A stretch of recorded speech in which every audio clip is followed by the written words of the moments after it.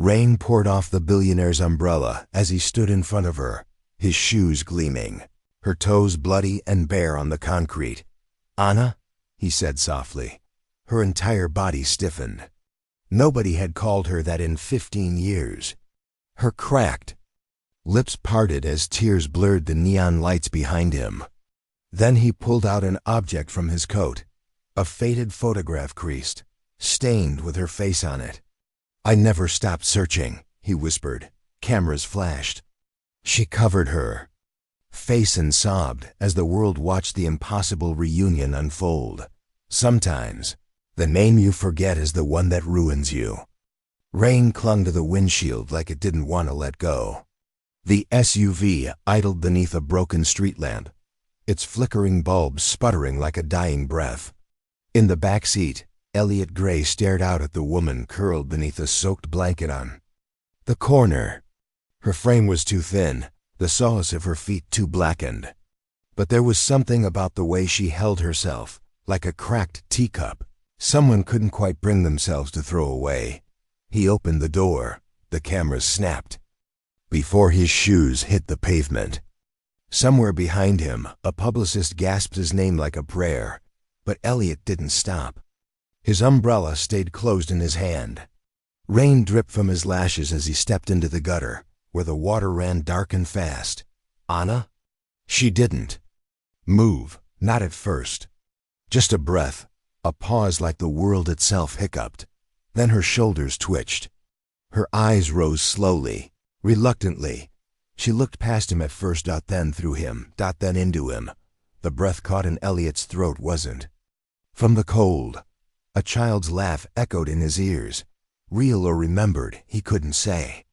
Sunlight cutting through a window. Flour on a tiny nose. Anna, barefoot in a kitchen, spinning with a toddler in her arms. Before the money, before the silence, before he buried her with his choices, he reached into his coat pocket, fingers trembling. Photograph was water-warped from the start. He'd pulled it out too many times, folded it too many ways. A girl no older than 4, grinning with one sock higher than the other, sitting in Anna's lap. Elliot had taken it himself.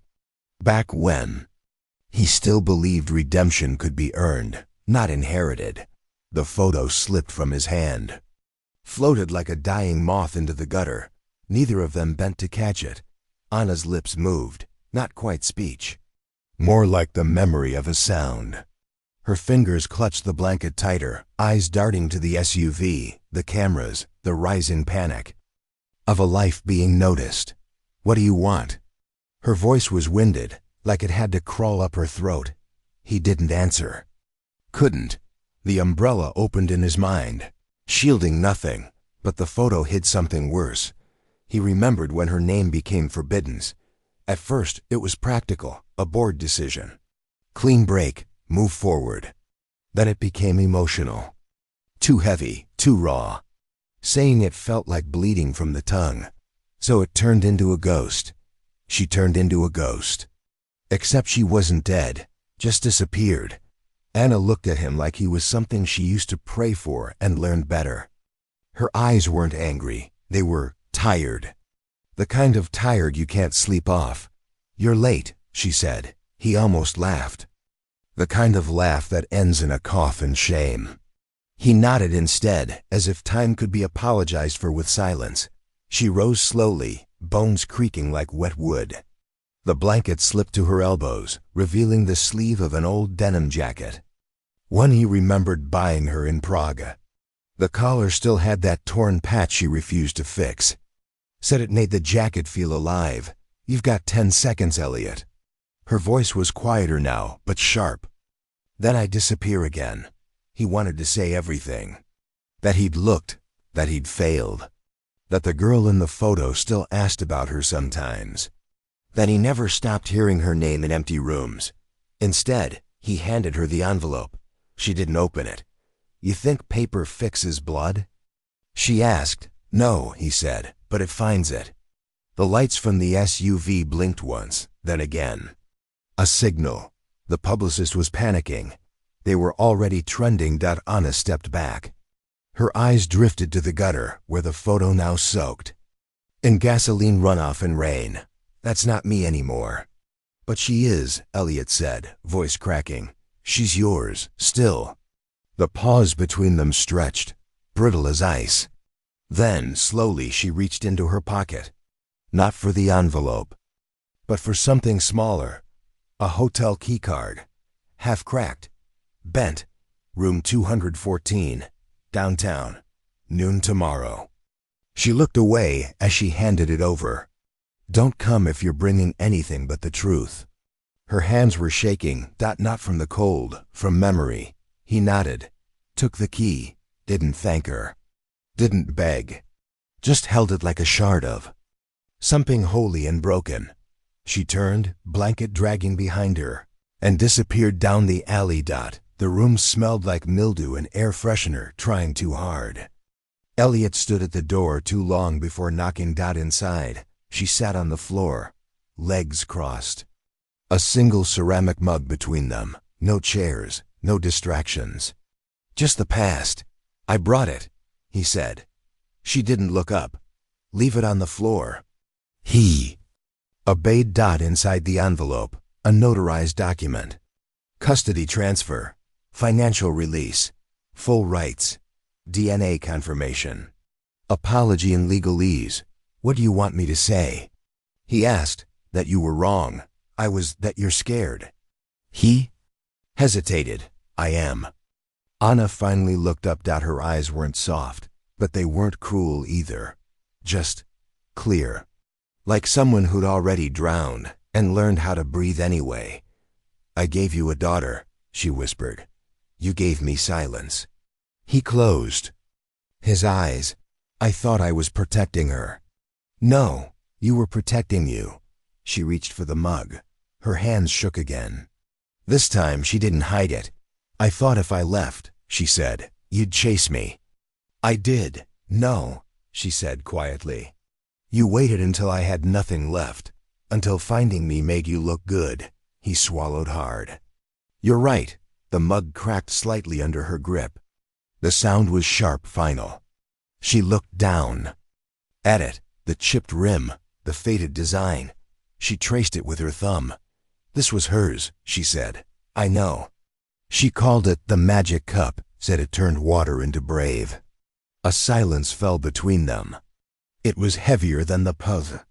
Truth. He knelt, picked up the mug with both hands. I'm not asking for forgiveness, he said. Just a name. Anna's lip trembled. Her name is Eliza. The sound of it made him flinch.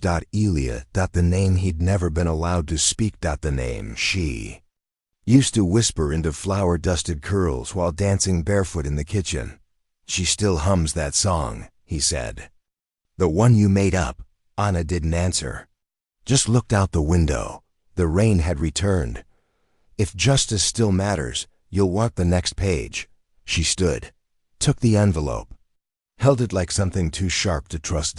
And then, without looking at him, without another word, she dropped the mug. It shattered against the floor. Water spread across the cheap tiles, like a stain that would never dry. The past has no expiration date. It waits, patient, like a loaded gun. She ran barefoot down the alley, the sharp slap of skin on wet asphalt echoing between the brick walls like a heartbeat that didn't know how to stop. Rain smudged the city's edges into oil-slick smears of red and gold. Behind her, someone shouted her name too clean, too loud, too late. Anna didn't look back. She ducked behind a dumpster and collapsed to her knees, coughing until something warm hit her palm. She didn't have to look to know it was blood.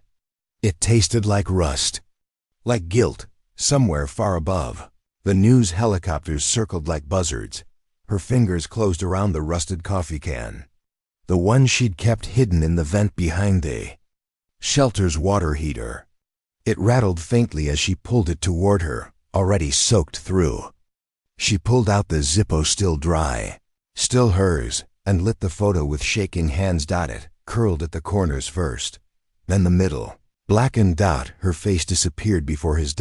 She watched the fire eat through it with the same expression she'd Worn when he first offered her 10 million to disappear, tired. Bitter, almost amused. But this time, it wasn't about money. She whispered to the flames. Not again. Not this time. The heat stung her cheeks. Not enough to stop her from staring.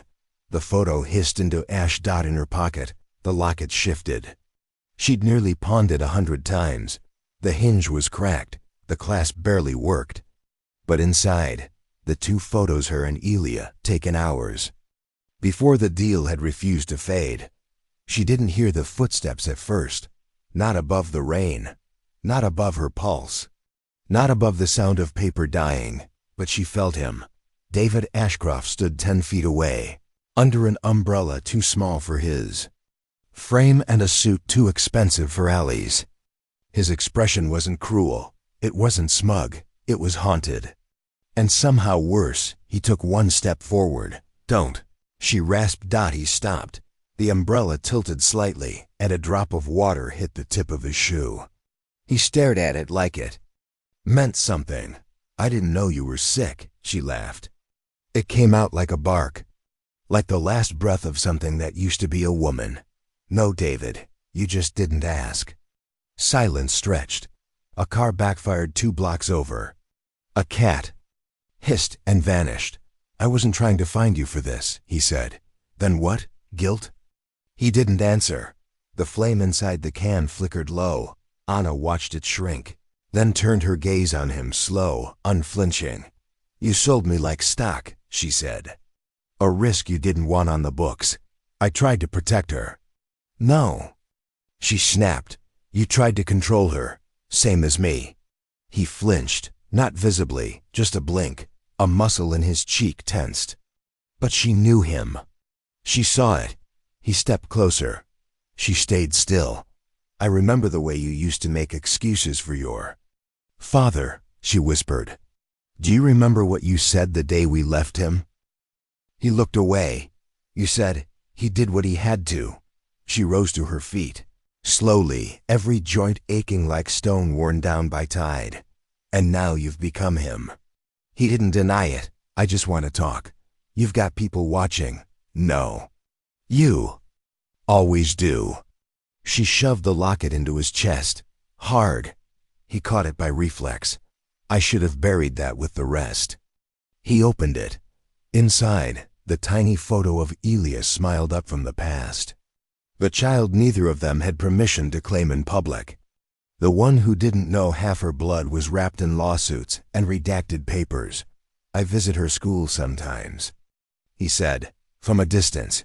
That's not love. That's cowardice. But he wasn't the only one who watched. Anna stepped back, chest heaving.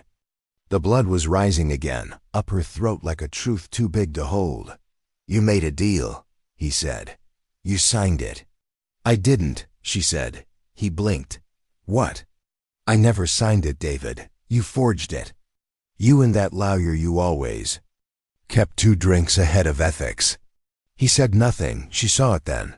The tiny flicker, the regret. The wound buried under all that polish. The past hadn't left him. It lived in him, just like her. She pulled a USB from the lining of her coat. It was wrapped in electrical tape, thin enough to be overlooked, thick enough to have survived the storm. She tossed it onto the wet ground between them. That's everything. He stared at it. It's a copy, she said. The originals. Not in this city. What's on it? The truth. Signatures. Audio.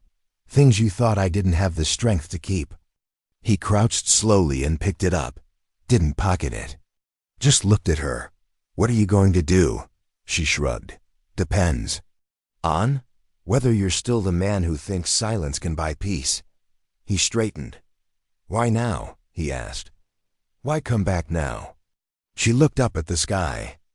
Rain slid into her open mouth. Cold. Metallic. I never left, she said. I just learned how to disappear. He took a step toward her. She didn't move. Let me help. No, I can. You can't fix 15 years with a press. Release and a check. He nodded. Then, softly. I never stopped seeing her face, every day. Every time I close my eyes. She believed him. That was the worst part. Then maybe you finally know what it costs, she whispered. He stared at her as if trying to memorize what guilt looks like up close. The cracks in the glass. The things you can't polish clean. If justice still matters, you'll want the next page. Anna turned before he could say anything else. She walked until the alley swallowed her again. Behind her, David opened the locket once more. Inside, the photo of Eliza had started to warp. Water had leaked in through the broken hinge. The ink bled like a wound that would never close. Paper cuts are small until they bleed into everything. The shelter's lights buzzed overhead low, flickering. The kind of hum that made sleep feel like a dare. Anna blinked awake on the cot, throat dry, a metallic taste in her mouth she couldn't place. For a moment, she thought she was dreaming. Then she saw it. The envelope. It sat under the edge of her threadbare blanket, white against the gray wool like a lie dressed as purity. No name. No return address. She didn't move right away. Her chest barely rose, as if her body knew whatever was inside would make her bleed differently than yesterday. Her fingers closed around it. Thick, sealed tight. Heavier than it should be. She sat up slowly. The room around her stayed quiet. 10 cots, 8 souls pretending they didn't exist. Someone snored in the corner. Someone else whispered in their sleep.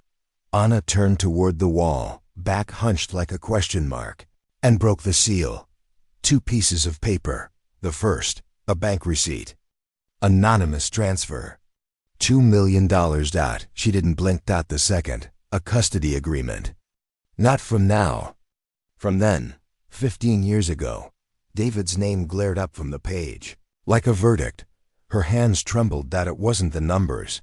It wasn't even the signature line he'd filled with her forged name. It was the weight of the past, printed in courier font.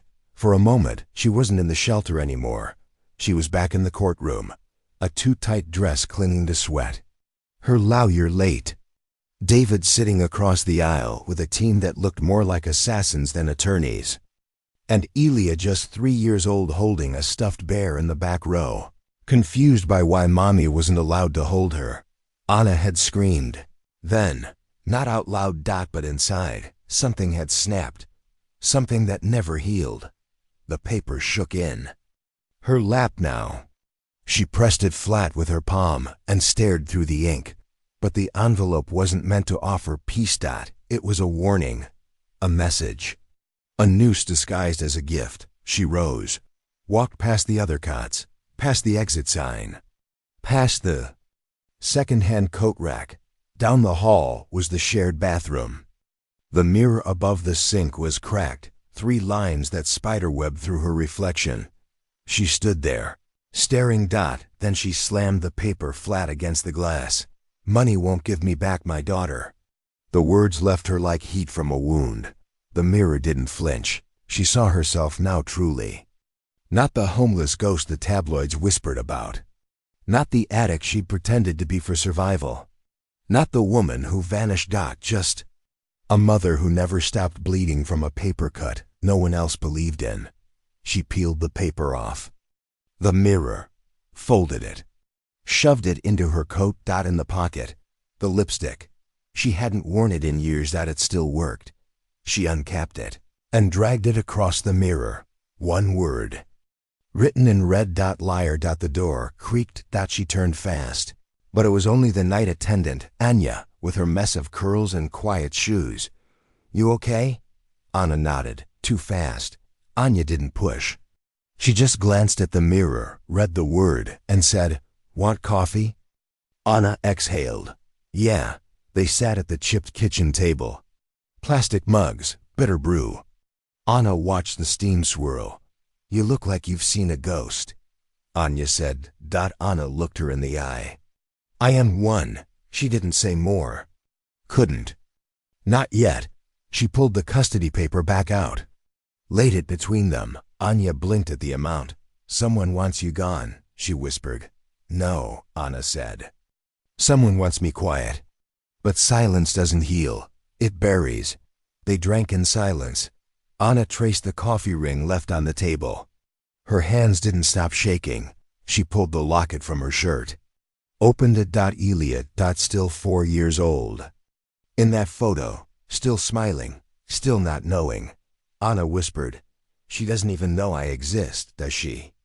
Anya didn't answer. Didn't need to. The silence was enough. Anna's thumb ran over the edge of the paper again. Over the clause that stripped her name from Elia's birth certificate. Over the signature David forged to make it stick. She'd seen him in court that day, immaculate suit, crocodile grief. Telling the judge she'd disappeared. That she'd abandoned the child. She'd almost believed it herself. It was easier than accepting the truth. David hadn't just fought for Elia. He'd fought to erase Anna. Emotional reversal, she remembered. The day they met, his hands in her hair. His words like gospel. "You don't have to be strong with me." He lied, even then. And still, she remembered the way his eyes softened when Elia laughed. The one flicker of something real, buried deep. In the man who weaponized love, she didn't want him to be a monster.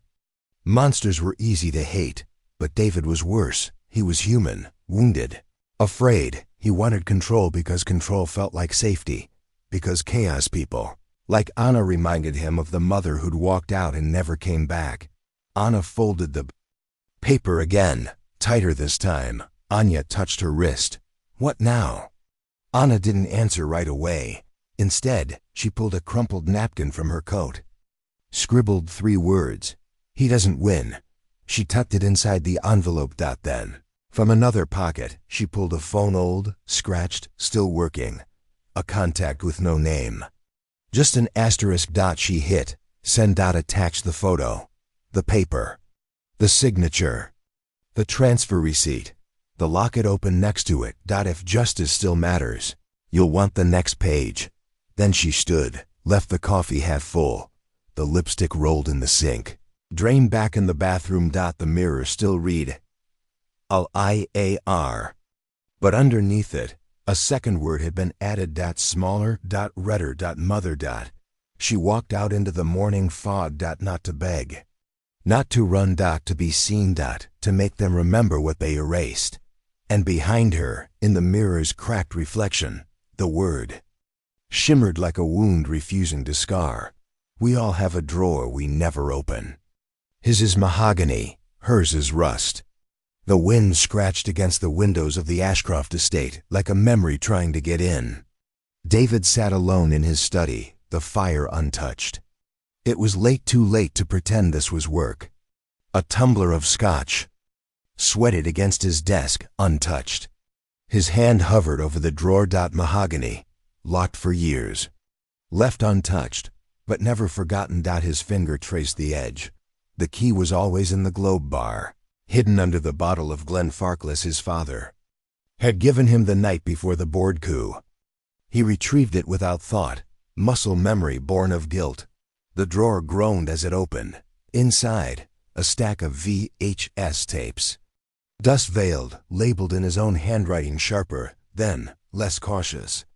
Ashcroft-2009. He stared at the top one. Back. In 2009, he'd installed the surveillance system after the custody dispute. Not for safety, for leverage. The tapes were backups. He never watched them, because he already knew what was on them. That winter, Anna's voice had cracked in the hallway outside Sophia's nursery. "You promised I'd still get to see her." "You broke the agreement," he'd said. "You disappeared. You locked me out before I left." She was shaking, the baby monitor still clipped to her jeans. He remembered the way she twisted the locket around her finger while she cried, round and round like she could unscrew her own grief. He'd stood silent then, watching from the top stair. He could have said one thing, anything, and the end might have looked different. But he chose stillness, chose silence. But the tapes heard everything he wouldn't admit. Now, 15 years later, they still glared up at him.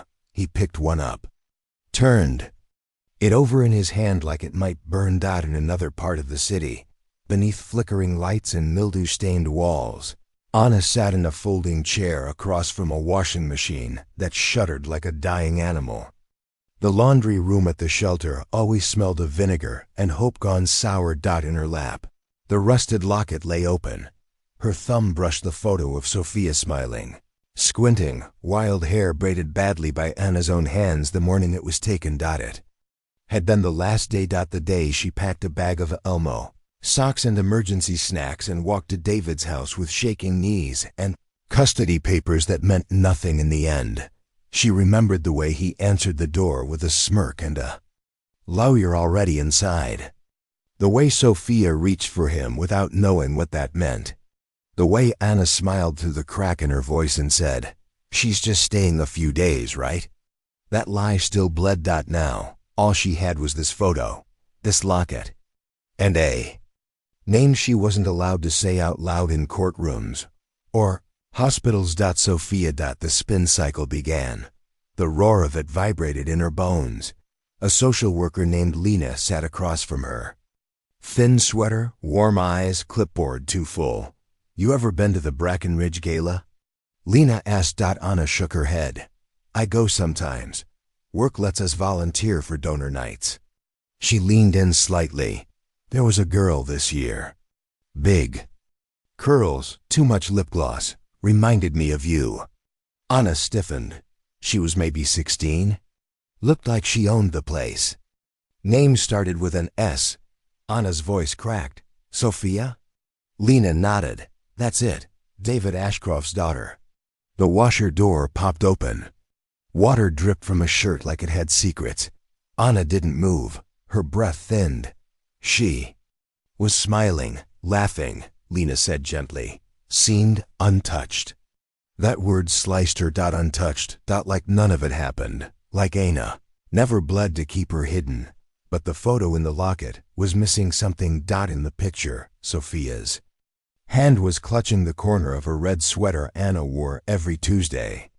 The same sweater that smelled of cinnamon and cheap perfume and fear. Sophia always found that corner when she was scared.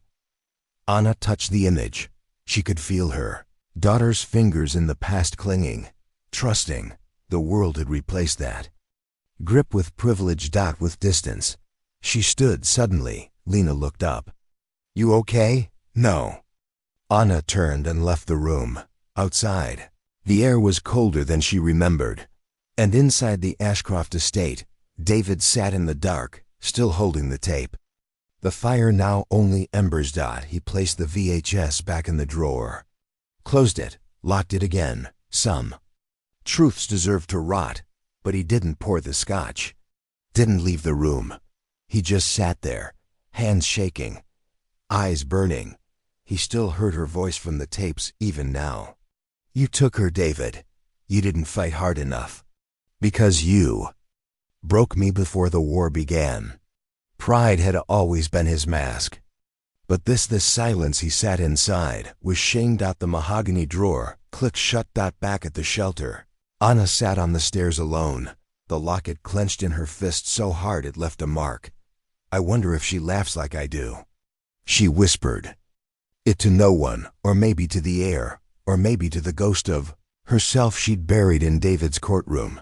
She pressed the locket to her chest. The rust smeared across her shirt, a red streak where memory met the present. "I need to see her. Not to explain. Not to beg. To be seen. To remind Sophia what her blood remembers. To remind herself that she still mattered. Even if David had written her out of the script. Even if the world preferred the edited version. If justice still matters. You'll want the next page. Anna leaned against the wall, her breath coming shallow. "She doesn't know," she said aloud. The streetlight buzzed overhead. "She doesn't know I'm her mother." And somewhere behind her ribs, the drawer opened. Children don't inherit sins. They're simply born into them. The zipper jammed at her ribs. Again, Sophia yanked it gently, teeth clenched, until the sequins stopped catching. In the mirror, the gown shimmered like frozen water silver, sleeveless, stitched tight to a 16-year-old girl who knew how to play perfect. She didn't look like herself tonight. That was the point. Downstairs, violins began their warm-up. Wail beneath chandeliers worth more than her future tuition. The Ashcroft annual old money's idea of a coronation. This year, Sophia wasn't just attending. She was the centerpiece. A daughter carved from glass. She touched the bracelet on her wrist, thin rose gold. A sapphire charm swinging from the clasp. A gift from David that morning. "You've earned this," he'd said. But what had she earned? She slipped her fingers under the charm, pressing until the chain left an imprint. Something about the way it fit felt off, like it belonged to someone else. Like most things in this house. But the mirror was worse than the dress. It always was. Her reflection didn't blink when she did. Didn't flinch. Didn't ask questions, Sophia. Why were there no photos of her before age 4? Why did the hallway door, the locked one past the wine cellar, creak when no one went near it? Why did her father's eyes twitch every time she asked about her mother? He told her she died. But not how or when. Or why the obituary listed no funeral. She opened her journal. The one she wrote only in blue pen, only at night, only when the house was too silent. Tonight's page began with a single question. Who's lying? She was going to ask him, after the gala. After the speeches and the toasts and the fake kisses. On both cheeks. She had to know. In the shadows beyond the ballroom's crystal glow, Anna watched from behind the catering van. Her shoes were damp, her coat too thin. Her hands numb from holding the edges of herself too long. The glass wall stretched in front of her floor to ceiling reflecting chandeliers. Laughter, silk. She could see Sophia. Dancing, spinning, smiling. At strangers who said her name like it belonged to them. Anna's breath fogged the glass. She wiped it with the edge of her coat sleeve. Sophia's hair was pinned back. Her neckline glittered. Her mouth formed soft thank yous. Between sips of sparkling cider, she didn't know the woman watching had once traced those same cheekbones with flour-covered fingers. That Anna still remembered the hiccup cry Sophia made when her bottle came too cold. Didn't know her first word was home. Or that her father erased that word the minute Anna became inconvenient. Anna clutched the locket under her coat. Still there. Still holding the 2 smudged photographs, hers and Sophia's. One side cracked. The clasp rusted from years of hiding in alleys and bus stations, and beneath blankets no one offered. She had come here for one thing, to see her daughter again, not to touch, not to break, just to remember what it meant to be real. But even that felt dangerous now. Inside, David stood near the orchestra, a half-drunk flute in one hand. A perfect smile glued beneath tired eyes. He saw her. Not Anna. Sophia. He watched his daughter twirl and pretend not to feel all the rooms she wasn't allowed to ask about. He adjusted his cufflink. The left one always stuck. He twisted too hard and the hinge snapped. The diamond fell, bounced once, and vanished beneath a tablecloth. He didn't move to retrieve it, because David Ashcroft knew how things disappeared. He'd made a career of it 15 years ago. He'd watched a courtroom deny Anna her name. He told himself it was for Sophia's safety, that love required order. That mess belonged to the poor. But truthfully, deep down in the rotting drawer of his soul, he was afraid. Afraid that Anna had seen him too clearly. Afraid that the love he felt for her once was real. And real love always costs something. He raised his glass to Sophia. She looked radiant, but her eyes, those weren't his. They were Anna's, and they were beginning to see outside. Anna didn't cry. She'd cried enough in places that reeked of bleach and betrayal. She just stood there, her breath frosting the glass, watching the daughter who didn't know her name. She whispered it anyway. Sophia. It landed on the window like a fingerprint. Sophia paused mid-spin. Turned. For a moment, one blink. Half a breath, her gaze lifted beyond the lights, beyond the music, beyond the lies wrapped in pearls, and locked on Anna. Just long enough to feel something. Not recognition. Not memory. But that twitch in the spine that says, "Someone's watching." Anna pressed her palm to the glass. Sophia blinked. Looked again. Gone. The catering van's shadow was empty now. If justice still matters, you'll want the next page. The gala continued. Chandelier lights spun like stars underwater. And for a moment, Sophia felt like she was being watched. Truth recorded is truth weaponized. The tape clicked into place. David stood in the darkened study, lights off, the only glow coming from the old television screen, the kind with static edges and too much honesty. He hadn't watched these in over a decade. Some part of him believed time had erased their content, softened it, distorted it like memory did. But memory lies. Tape doesn't. He pressed play. It was winter. 2009. The ash-colored living room flickered into view, and so did she, Anna wrapped in a sweater that didn't fit. Eyes swollen, her arms curled around herself like protection he'd already shattered. She was sitting at the table. The baby monitor buzzed in the background, static overlaid with a faint, rhythmic cry. David stepped into frame, younger, sharper, cold in ways that made his current reflection seem merciful. In the footage, he laid papers down in front of her. "You sign it now," he said. Anna's voice cracked. "You said I could have more time. You missed the hearing. There's no more time. I was sick. You were late. He cut in again, and I'm done giving you chances." On screen, she reached for the pen. David paused the tape. The room fell quiet. He reached for his drink, but stopped short. Even the glass recoiled. For a long time he just stared at the frozen frame. Anna, hunched, shoulders trembling, about to sign her name like a surrender. It hadn't felt like cruelty back then. It had felt necessary. The board was watching. Scandals killed stocks. She was unpredictable. And fear disguised as logic makes. Monsters look noble. But the camera had captured the part of him the mirror never could. He pressed play again. Anna's voice wavered. "If I sign this, do I still get to see her?" He didn't respond. On the Jindu tape, he just looked at her, stone-eyed, and turned away.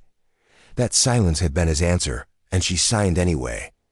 The pen slipped from her fingers as she did. In the corner of the frame, the baby cried louder. David reached forward, ejected the tape, hands shaking. He didn't put it back in the drawer. He didn't destroy it. Instead, he placed it on the desk, right beside his untouched scotch. A silent setup. A relic of damage he could no longer outrun. He whispered into the quiet, "I was a monster." But only the tape heard him. Across the city, Anna folded laundry with numb fingers and the mechanical grace of someone who had folded more silence than sheets. The shelter's dryer rumbled. Her breath fogged the air when the heater sputtered out again. In the side pocket of her coat, a note had appeared sometime during dinner, folded, unlabeled, no envelope. She pulled it out now. Smooth paper creased sharp. Black ink. There's proof of what he did. "Do you want it?" No address, no contact. Just the question, and a signature that wasn't a name. Just an initial dot. She read it again, and again. Her pulse didn't quicken. Her hands didn't tremble. Grief has a way of slowing everything down. She didn't ask how they found her. She'd learned long ago that the people who want to hurt you send threats. The ones who want to help usually don't survive long. She folded it once more, slipping it into the same pocket as her locket. The locket had stopped closing weeks ago. The hinge rusted from rain, the photo warped from body heat. She carried it anyway, inside. Sophia. Age 3. Eyes too big for her face. A jelly stain across her chin from the toast. Anna used to cut into stars. She used to whisper stories into those eyes. Used to promise she'd never disappear. Used to believe it. But the photo hid something. Worse. Behind Sophia's head, in the blur of the background, was the edge of a man's sleeve. A watch glinting under soft light. David. Already standing in the doorway. Already. Waiting to take her. Anna looked down at the letter again. There was no threat. No demand. Just a question. Do you want it? Do you want to reopen the wound? Do you want to know what you already lived? She pressed the paper to her lips, whispered, yes. Not loud, but true. At the edge of the shelter courtyard, snow had begun to fall, thin flakes dissolving into slush before they touched ground. Anna walked to the back wall, the one with the graffiti no one painted over. A phrase etched into brick, some things scream in silence. She stared at it now. And beneath the red spray paint, tucked between bricks, a folded receipt had been wedged. Coffee shop. Timestamp that morning. An address. No name, just M. The world didn't owe her this, but maybe someone did. Inside his penthouse, David watched the snow fall too. He didn't return the tape to its drawer. Instead, he placed it in a padded envelope, addressed it by hand. Slipped in the baby photo Anna once kept on the mantel. The one he took the day after she left, before he changed the locks. But whose side is guilt on when the war is this old?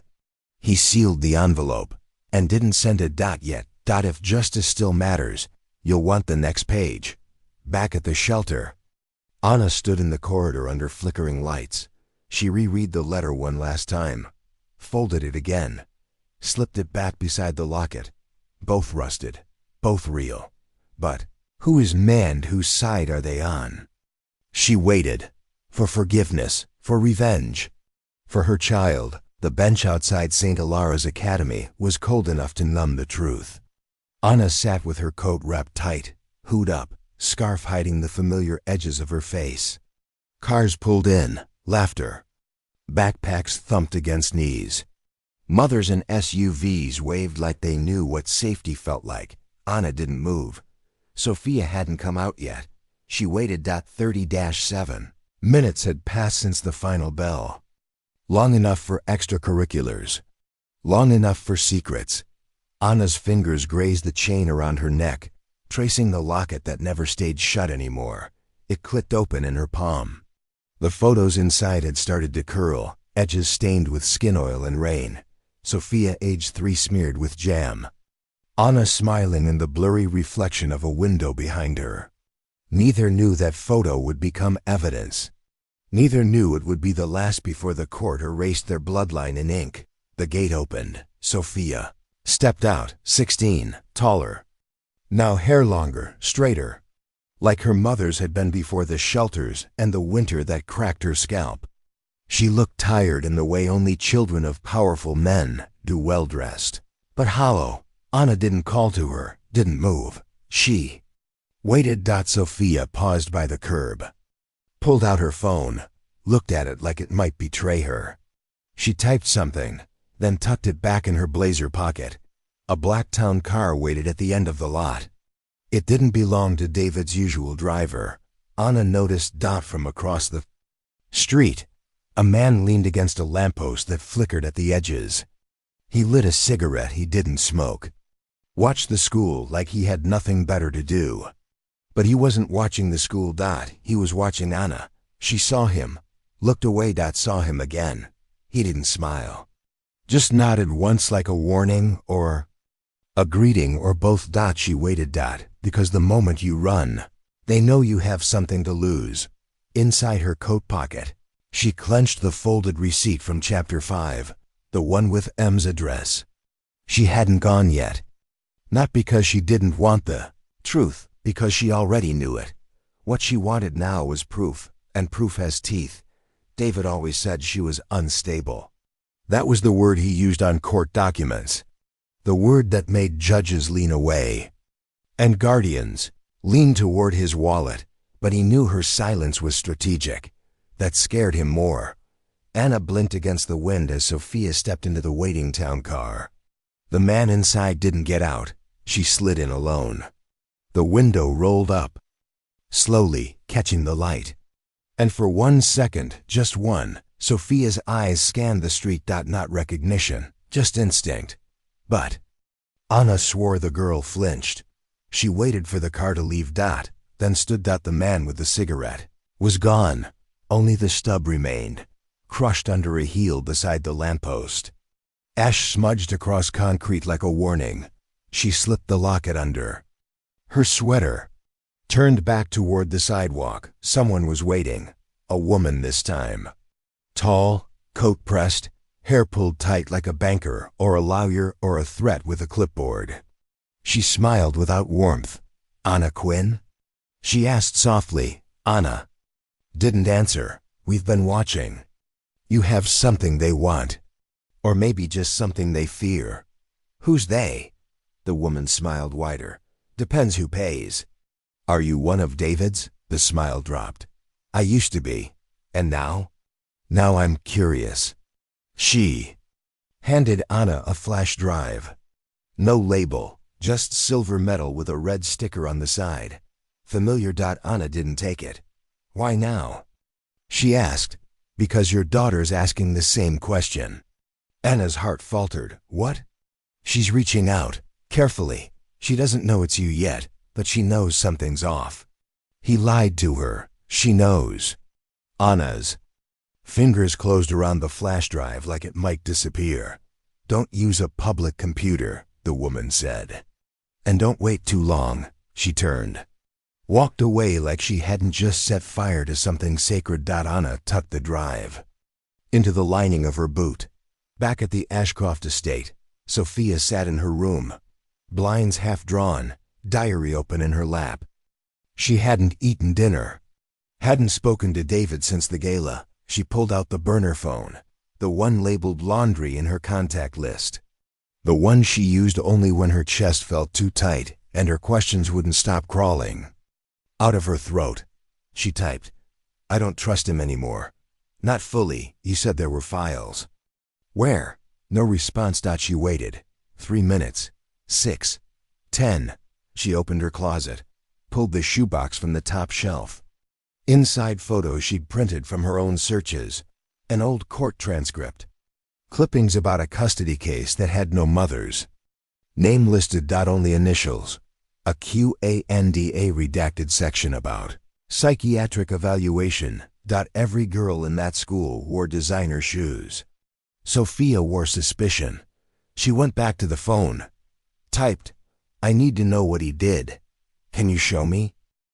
If justice still matters, you'll want the next page." Anna sat on the curb outside a laundromat that hadn't updated its machine since the Clinton administration. She didn't open the flash drive yet. She waited. Because sometimes truth isn't the first door. It's the last lock. And some locks only open when the child knocks first. Secrets don't stay buried. They shatter, cutting everyone. It was the kind of diner people forgot existed. A flickering neon, open 24 hours sign, red leather booths that split at the seams, coffee that smelled like the 1980s. Anna chose it for the exits. 3, counting the kitchen. And the window. Always count the window. Sophia was late. Anna stirred her tea until it turned cold. She hadn't added sugar, hadn't tasted it, just stirred. Over and over. Like maybe if she kept her hands moving, the rest of her wouldn't collapse. She hadn't touched the locket today. Hadn't even brought it. Not out of distrust but fear. If Sophia saw it too soon, it might feel like a trick. Outside, headlights passed. Her reflection flashed in the glass, a ghost stitched from sleepless nights and unsaid names. Anna blinked. The glass DIDN single quotes T.30-7 minutes passed. Sophia stepped in. Same silver sneakers from the school photo. Hair pulled back tight, blazer. Too sharp for a teenager, but her eyes still held wonder and warning. She walked like someone taught to glide, not stomp. Anna stood but didn't hug her. She had imagined it 100 ways. None of them felt right now. She sat back down instead. Sophia hesitated, then joined her. The silence was a continent wide. "I'm not supposed to be here," Sophia said. "I know. My father," she stopped. "David, he doesn't know." "Neither did I," Anna whispered. "Not for a long time." Sophia looked at her, quiet and steady. "Are you her?" Anna's mouth opened, closed. The answer caught in her throat like a match waiting for air.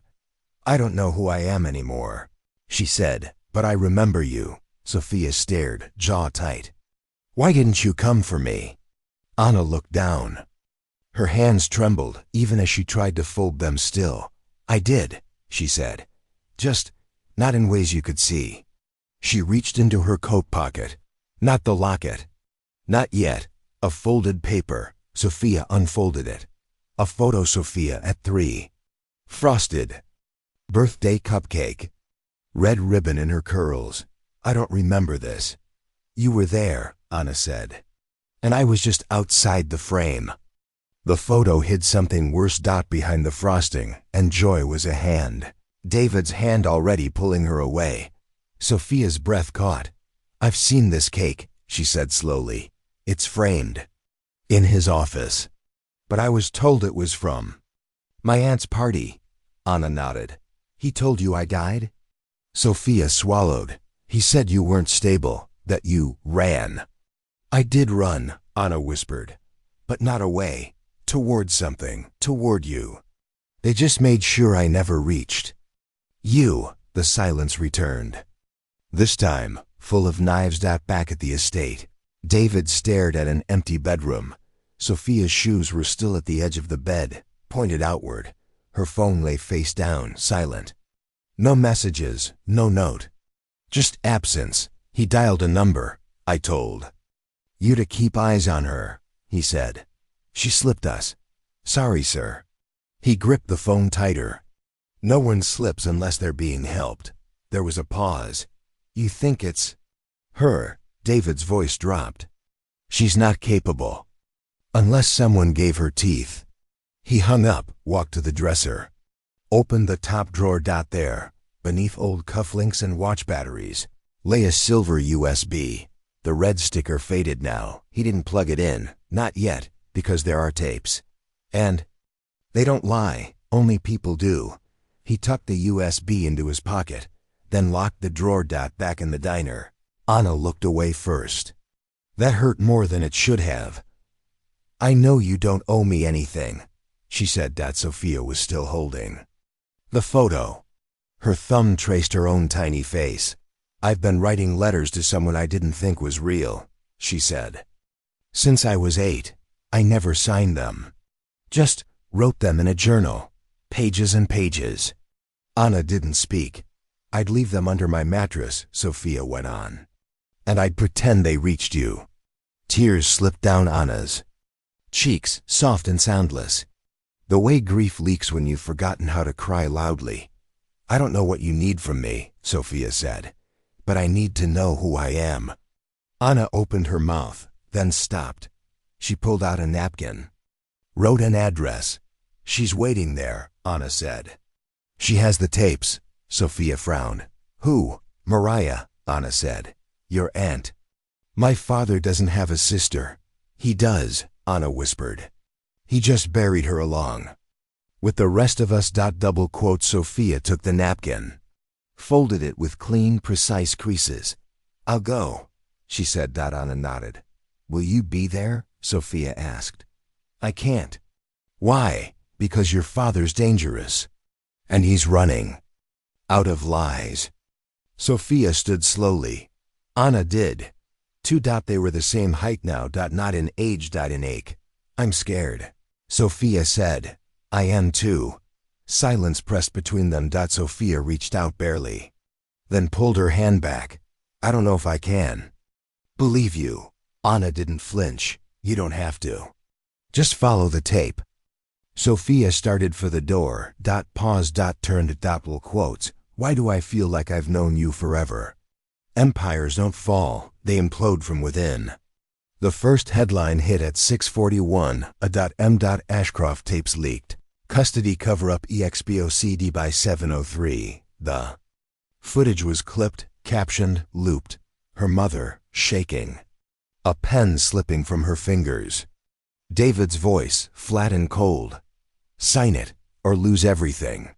By 8 o'clock, helicopters circled the estate like buzzards. Sophia stood at the edge of the marble staircase, phone in hand, fingers twitching, heart numb. The walls around her, portraits, Oil paintings, family legacy, all held their breath. Every window reflected her father's face in pieces. He was in the atrium, alone, tie undone. Glass of water untouched on the table beside him. The housekeeper had locked herself in the pantry. The publicist wasn't answering calls. Sophia walked down the stairs. Every heel strike echoed. He didn't look up when she entered. Just stared at the tablet on the coffee table, where the video looped again and again. Anna's voice barely audible. Do I still get to see her? Before silence swallowed. Sophia's voice didn't shake. Is it true? He flinched like she'd struck him. Outside, camera flashes popped like gunfire. Reporters shouted. One even scaled the outer wall before security dragged him off. Still, their voices filtered in through the fountain's trickle, through the old oak window panes. David, do you regret Where's Anna Quinn now? Sophia did. You know, inside, silence clung to the walls. David finally looked at her. Where did you see it? He asked, voice hoarse. It's everywhere. He nodded once. Not shame, not pride, something quieter. Like a man watching his house burn and wondering if he ever really lived in it. Did you steal her from me? Sophia asked. His jaw tightened. The words hit like bone on stone. I thought I was protecting you. From what? He hesitated. The truth. That she was my mother? He closed his eyes. No, he said, from who I became. Sophia stepped closer. She wrote me letters. I found them. They weren't delivered. You kept them. I couldn't let you see her broken. She wasn't broken, Sophia said, voice cracking. You were. David pressed his hand to his chest, like the guilt had weight now. She left holes I didn't know how to fill, he said. So I filled them with control. You lied to me every birthday. I told myself lies were kindness. She cried on those tapes. I cried after them. Sophia paused. Her fists shook, but she didn't raise them. Anger wouldn't fix this. She said you never stopped looking for her. But she was never lost.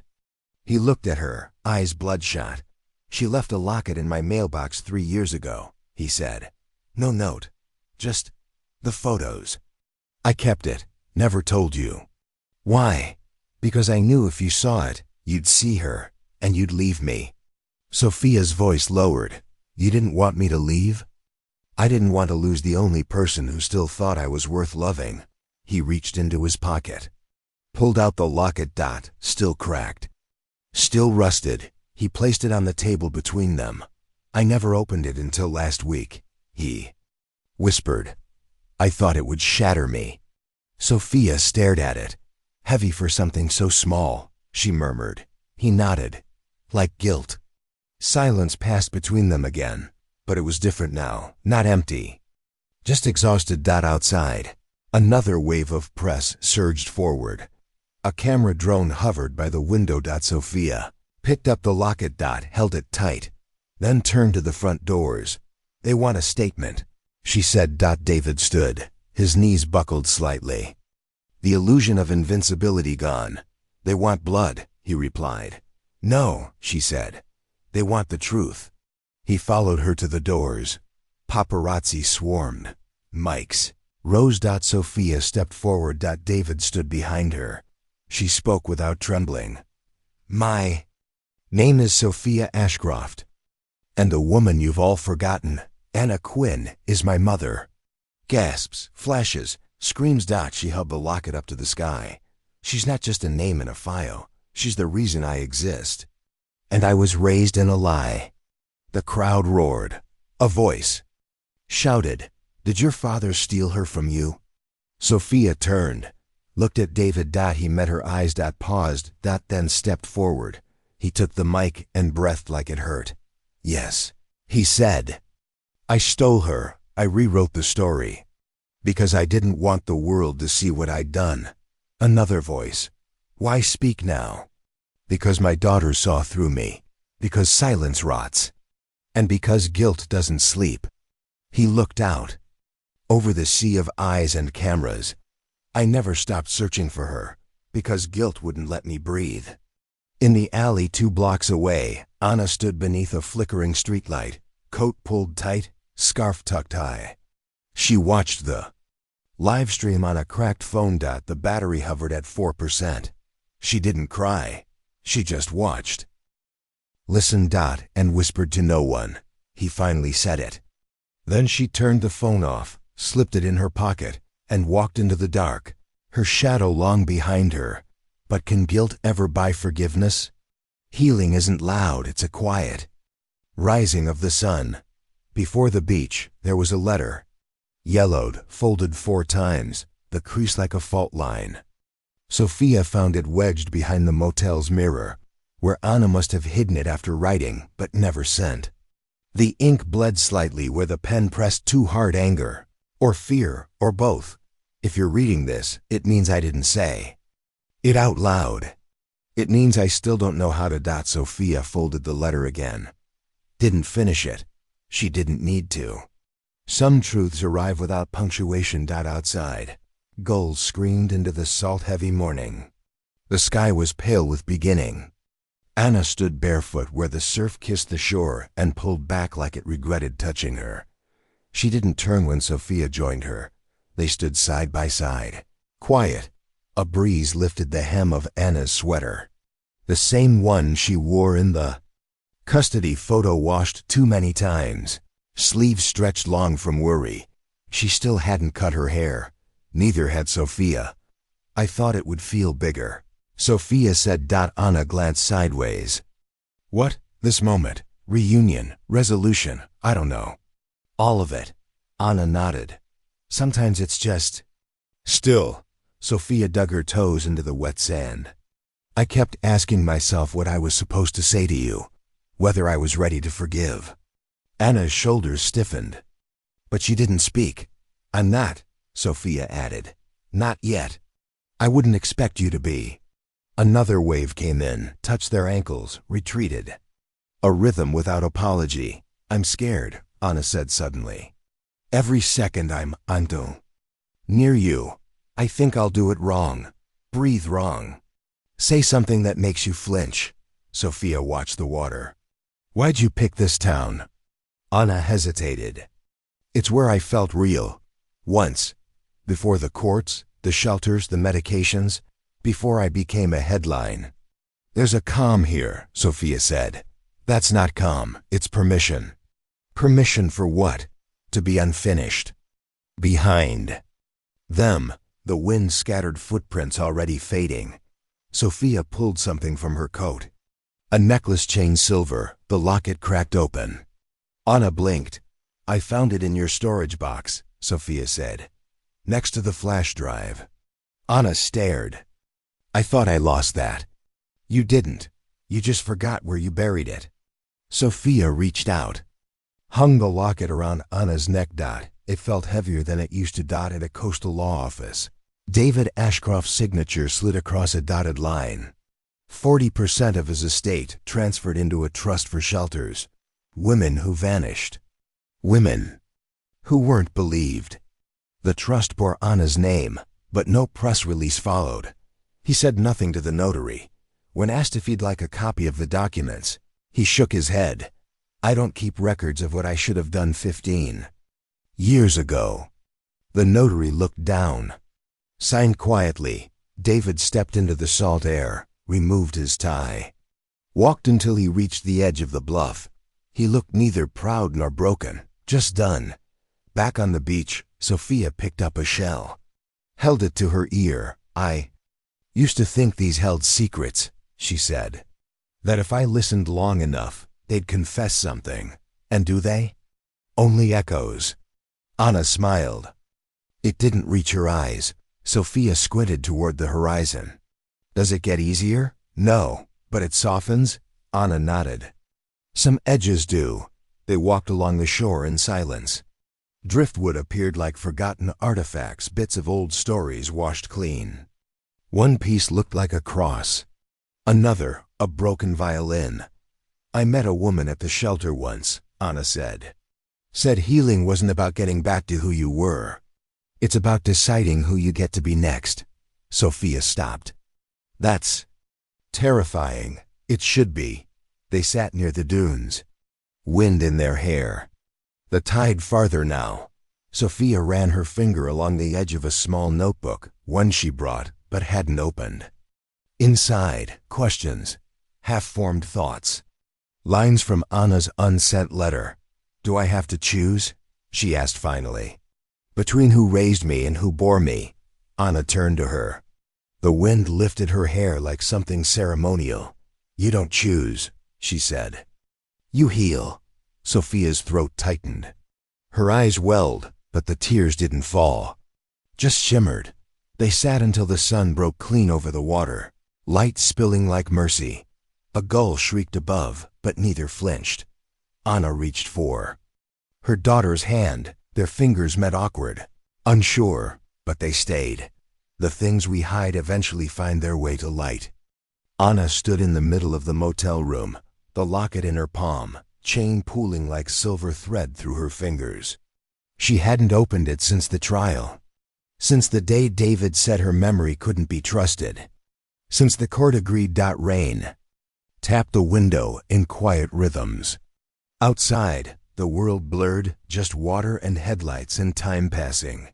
Inside the locket, the tiny hinge groaned. She'd always assumed the weight came from the photos. At DIDN, single quotes T. Behind the curled edge of Sophia's picture, barely visible, was a key. Thin, flat. Bank name engraved so faintly it nearly disappeared under her thumb. Sunridge Trust, and security. It had been sealed shut for 15 years. Anna didn't cry. Not yet. She slipped the key into her coat pocket like it was dangerous. It was. The past always is. She walked. Not away. Not anymore. Sunridge Trust smelled the same old paper. Ammonia, the thick, false hush of money. She gave her name. The teller asked for ID. She didn't speak. Just placed the locket on the counter. The woman behind the glass frowned, then blinked twice. "I'll get the manager." 3 signatures later, a young man with shaking hands led her to the vault. Box 42C. The lock clicked like a throat clearing after 2 many years of silence. Inside, a bundle of letters tied with dental floss, the kind you steal from clinics. "Ooh," pressed Daisy. And a child's drawing of a house with smoke curling from the chimney. Sophia's name was on every envelope, some smudged, some warped by rain. None of them sent. Anna sat on the cold vault bench. The first letter read, "You turned 4 today. You like strawberries and shadows and hiding under tables." Sophia was 20 now, but the girl in those letters had never been held past 3. She read until her hands trembled too hard to keep going. Back in her room, Sophia laid out the letters. Like relics. A museum of stolen years. She read one aloud. "You called a bird sky dog. I didn't correct you." Another. "I saw a coat in the thrift store that looked like yours.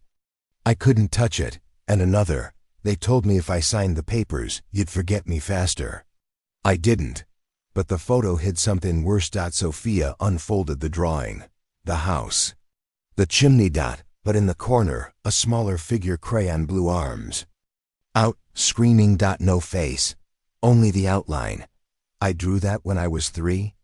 She whispered. Anna nodded, her voice frayed. "You never drew people after that." Sophia touched the paper, slowly, like it might crack. "Do you regret not sending them?" Anna blinked hard. Every second. An ocean away, David sat in a rental flat that used to belong to someone who made furniture by hand. Dust layered the sill. He hadn't touched the piano since arriving. The letter he wrote her sat, unsent for weeks, but he mailed it. Not because he expected forgiveness, because his hands wouldn't stop shaking. Until he did. Anna opened it on the same park bench where she'd once tried to call social services and been put on hold for 48 minutes. The ink was neat. Too neat. Practiced guilt. Anna, I told them you weren't fit. Because I wasn't. And I couldn't bear being seen in the mirror of your fear. I made Sophia into a prize when she should have been a person. I don't expect you to forgive me. But I hope. I gave you back a little of what I stole. No return. Address. Just the seal of a country he no longer belonged to. Anna didn't tear the letter, didn't throw it. She folded it precisely and placed it in the pocket of her coat. Some things aren't forgiven. Some things are just endured. That evening, Sophia lit every candle in the motel room. No overhead lights, just glow. She read more letters. Her voice cracked. Anna sat on the floor, back to the bed, legs pulled to her chest, hands clasped like prayer. You used to crawl into bed and pretend the pillow was a boat. I'd hold you while we drifted. You once asked if birds ever get tired of flying. I said no. I lied. You wouldn't let me cut your hair, even when it tangled. Said it made you feel strong. Sophia wiped her face on her sleeve. Then, read another. I kept all your baby teeth in a jar. Even after they said I shouldn't.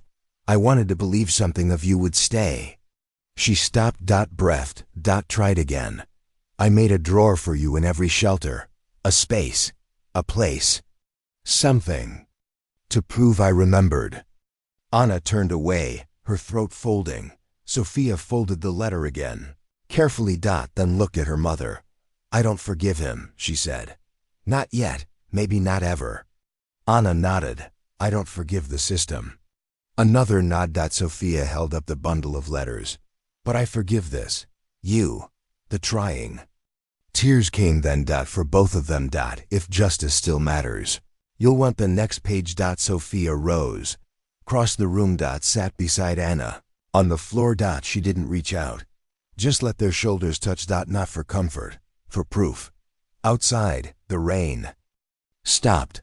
A moth beat its wings against the glass, and inside, for the first time in 2 decades, the drawer stayed open. She had once planted a seed in a paper cup, hidden it behind the kitchen sink, and waited for something green to appear. Back then, Sophia was 4, and Anna still smelled like lavender soap and morning toast. The sprout never came. Too much shadow, not enough warmth. Now, Sophia pressed her fingers into the earth again, this time next to her mother. No paper cup. No hiding. Just roots and rain and redemption. The plaque behind them gleamed softly. The Anna Foundation. Shelter for rebuilding, not erasure. Anna's hands were still dirt-streaked from digging, her nails blackened, cuticles split. But she didn't hide them, not anymore. These were hands that held and lost, fought and trembled. She ran a thumb over the seedling's delicate stem like it might bruise just from memory. Sophia knelt beside her, hair in a loose braid. Her gown still hung in the car, cap in the back seat. Graduation was in 2 hours. The robe was blue. I don't know if it'll survive, Anna said softly, watching the sapling shiver in the breeze. Then we'll try again, Sophia replied. Anna looked at her. And smiled. No tears. Not today. Behind them, volunteers painted the last of the trim white. Inside, a woman named Cora folded fresh linens and tucked lavender sachets into each pillowcase. She'd never known Anna's story, not all of it. But she wore the foundation's name on her shirt with a pride that didn't need full context. What mattered was that women came here afraid and left with their names intact. David watched from a distance. Not in person. He hadn't set foot near the property since the court order. But through a screen. A live stream set up for press, but redirected to a private server. He leaned forward. Hair now gray at the temples, tie loose. A glass of water sweating on the desk. He didn't drink. He didn't blink. Sophia knelt again to press soil around the roots. Her fingers moved gently, deliberately. David swallowed hard. It's hers, he said to no one. That grace. His assistant paused in the doorway, didn't ask. Didn't interrupt. Just nodded once before leaving the door half open behind her. David turned the volume down, but didn't look away. The shovel leaned beside Anna's leg like a sentinel. Old, rusted, still useful. She stood slowly, brushing her hands off on her jeans. There was a blood stain on the right thigh from where she'd nicked her finger earlier. Planting wasn't soft work. Want to say something? Sophia asked, eyes on the tree. No, Anna said. I've said enough. You've barely said anything. Anna looked toward the foundation's entrance. I want to listen now. A small group had gathered, residents, staff, a few local reporters, no microphones. Just faces. Some tired. Some too young to be tired. Sophia stepped forward. Most of you know her as a survivor, or a founder, or a name on a building, she said.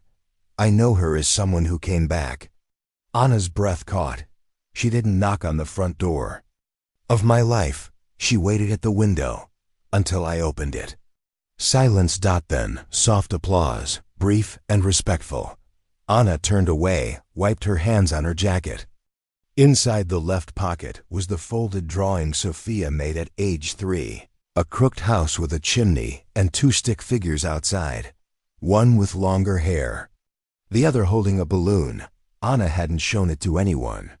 Not even Sophia. Some things you carry just to remember who you were before you broke.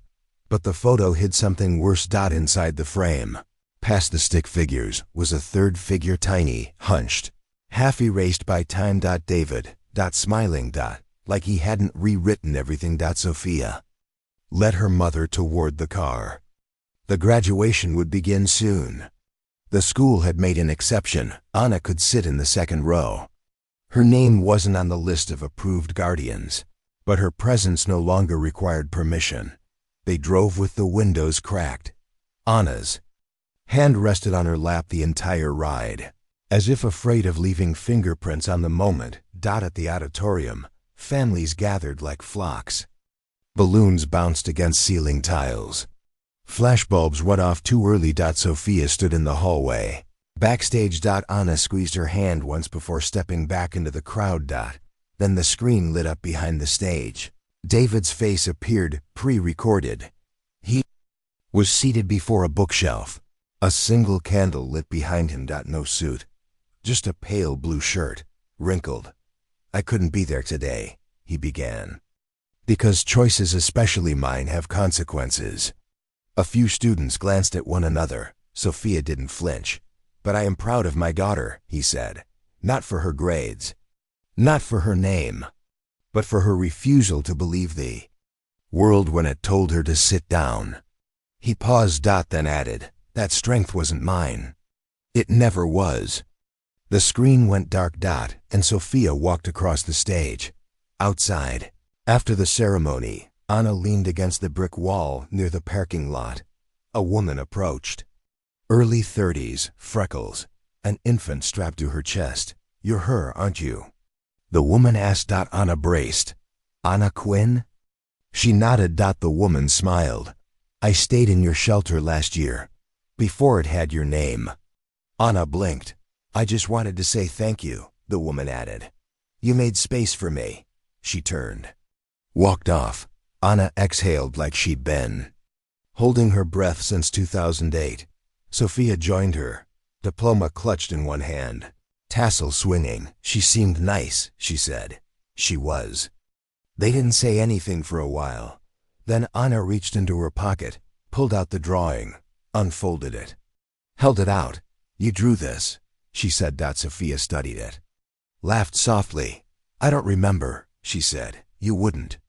Anna smiled. But I do. Sophia traced the balloon with her finger. I want to plant something every year, she said. On this day. Anna looked at her. What would you call it? Sophia thought. Then, the waiting ends.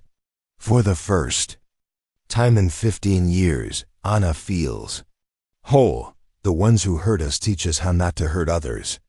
Sophia stood behind the podium with her hands resting on the worn wood, like it might float her above what she was about to say. A microphone, slightly crooked, caught her breath before her words. Outside, dusk softened the horizon, casting the lawn in a light the color of memory. The crowd beneath the tent fanned themselves slowly, not because of heat, but because it gave their hands something to do while their hearts listened. That had been 10 years since she'd first spoken. Anna's name in public. 10 years since the truth became something they lived with instead of fought. And now, the Anna Foundation spanned 3 states, 6 buildings, and more beds than Anna ever imagined when she slept on church floors. Sophia didn't need to rehearse. She looked into the crowd and saw 100 versions of survival staring back. She spoke low, steady. Tonight isn't just a celebration of our 10th anniversary. It's a story retold this time, without redactions. In the front row, Anna tilted her chin slightly, as if to keep tears from falling.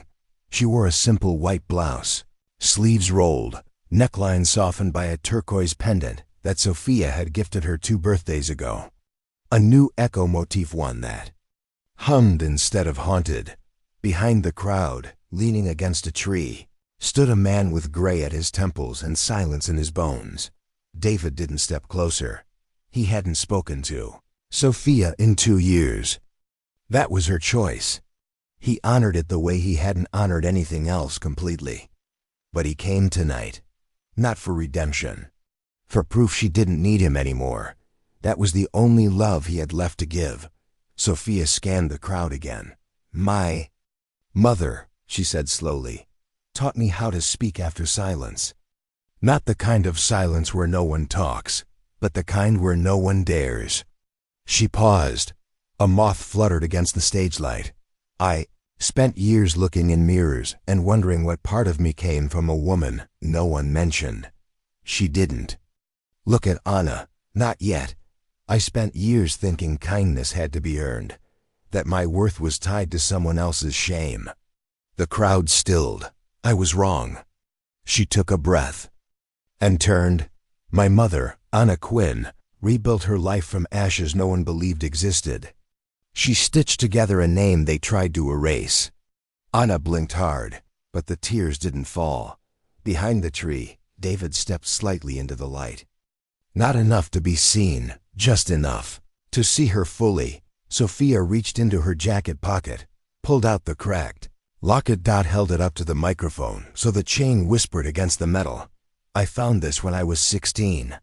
It held 2 things, my picture and a key, not to a house, to history. She opened the locket slowly, revealing a tiny folded note inside. It's not the photo that changed me, she said. It's what was written behind it. She read aloud, you are not broken. You were born whole. They just forgot to tell you. Anna pressed her hand to her lips. A breeze rustled the tent. One of the lanterns swung on its hook, casting shadows. Like moving ghosts. Sophia continued. I don't stand here because I have the answers. I stand here because I stopped asking the wrong people the wrong questions. She let that sit, then glanced toward the back. Her eyes found him. He didn't hide. Their eyes locked. David's breath hitched, then steadied. He gave the faintest nod like a bow. You give a grave. She didn't nod back, but she didn't look away either. My father is not here tonight, she said to the crowd.